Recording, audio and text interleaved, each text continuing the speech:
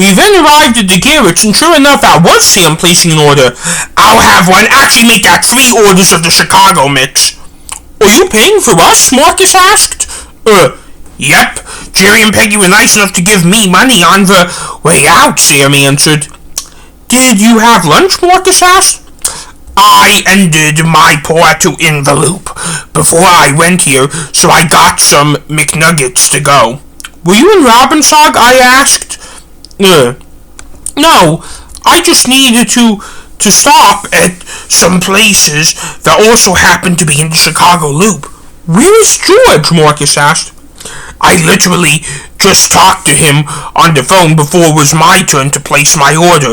He said he was about to go off to 38, but he said that his phone was running on low, so that he was going to charge it for a few minutes first," Sam answered. Did he say how long minutes-wise he was going to charge his phone for?" Marcus asked. "No," Sam answered. "Well, then I guess we are going to be here for a long time," Marcus said. You do realize we all know that he could be in buildings super close to here?" I asked. "I do, but it could still take a while," Marcus answered. Did he say that he was just going... Did he say what building he was in?" I asked.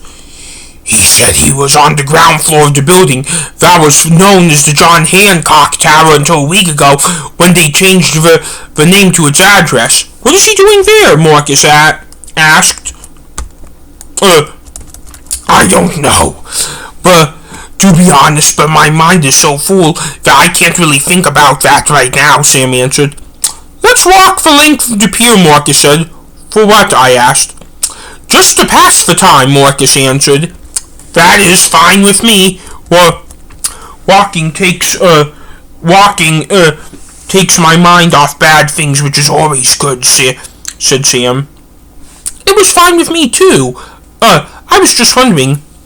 We then began walking to the end of Navy Pier. Did the return leave you a description at all?" Sam asked. "No, how about you?" Marcus answered and asked. "No," Sam answered. "Then how do you feel about the return coming to us?" I asked. "I am fine with that. Just how do we set up the bait?" Sam answered and asked. We just think that she knows our names and that she knows what we look like," Marcus answered. "You really think that?" Sam asked. Yes, I do, Samuel Arnold Robbins," Marcus answered. "Okay," said Sam, knowing why Marcus addressed him in that tone. We kept on walking to the end of Navy Pier, and at the end of it, we then looked into Lake Michigan with the wind hitting us. "Can I ask you a weird question?" Sam asked. "You just did, because when you asked us weird questions, it doesn't end up being weird, and when you ask us, can I ask you a weird question, that is a weird question." "Should we keep our eyes open for hang gliders?" Sam asked. "Why?" I asked. "Because that could be how the return ends up here," Sam asked. You can," said Marcus. "Are you going to?" Sam asked. Are you going to?" Sam asked. If I would see something, I know it will catch my eyes, so yes, but not intentionally," answered Marcus. "Okay," said Sam. I'll keep my eyes open," I said. "Thanks," said Sam. Were you doing this while you were out and about today?" Marcus asked. "Yes," Sam answered. "Did you see anything?" I asked. A blimp, and it was flying over O'Hare Airport," Sam answered. "Really? I don't see blimps too often around the Chicago area. What was it doing?" Marcus asked. "It was looking like it was landing, actually," said Sam. What color was it?" "Black," Sam answered. Did you hear about the blimp on the news?" I asked. "No, and I googled it, and when I saw it and there was nothing about it, Sam answered. Well, I heard nothing about it, I said. Neither did I, Marcus said. How often do you see blimps around here? Usually just for sports games. And they are usually in this area because this is where the sports games are, Marcus said. And there were no sports games today, I added. Well, let's see how this all plays out. We then began walking back toward the entrance, for though we didn't plan on leaving Navy Pier quite yet. Can we walk through the glass room, Sam asked. Sure, but why, Marcus asked. Just because we didn't on the way out here, and that is my favorite part of Navy Pier, because that is where we took our family portrait when our family expanded, Sam answered. Do you think that's why the return center's here? Hannah asked. No. That's something done with all of Mom's children, not just George.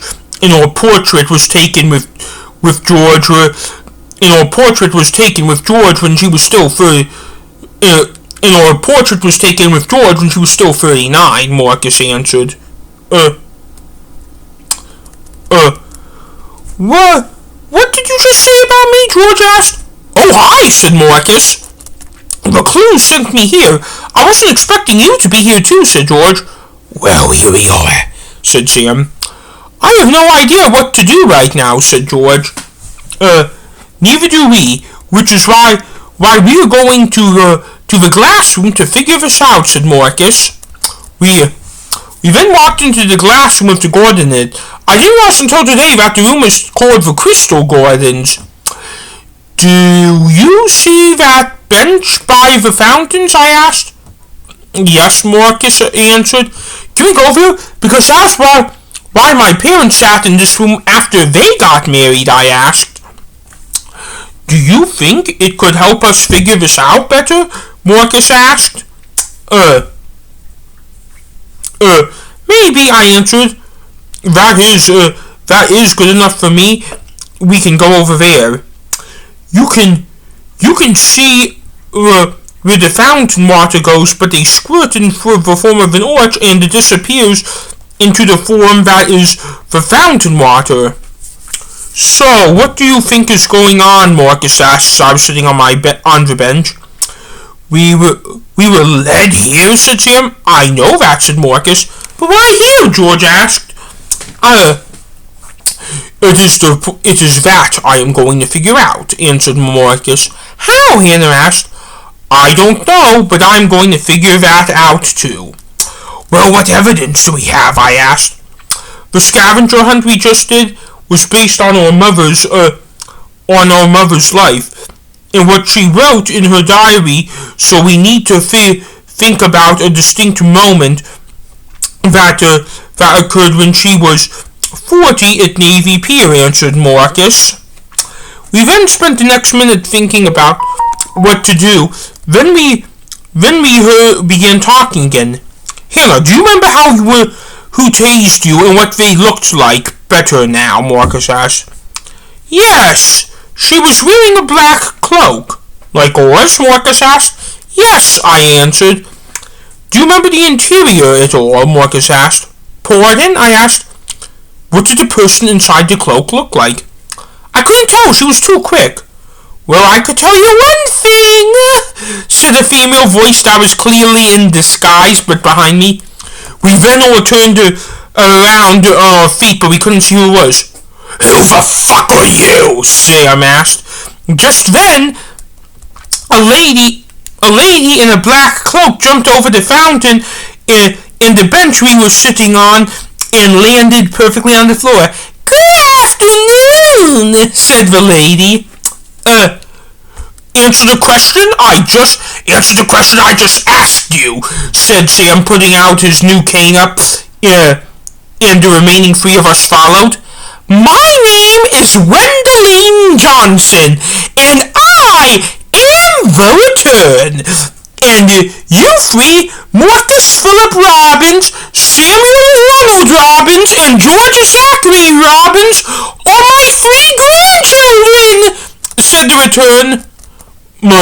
My name is Dr. Marcacius, said Marcus. Well, you are still Marcus in my eyes, said the return. Tell us what you want before you call the cops, warned Marcus.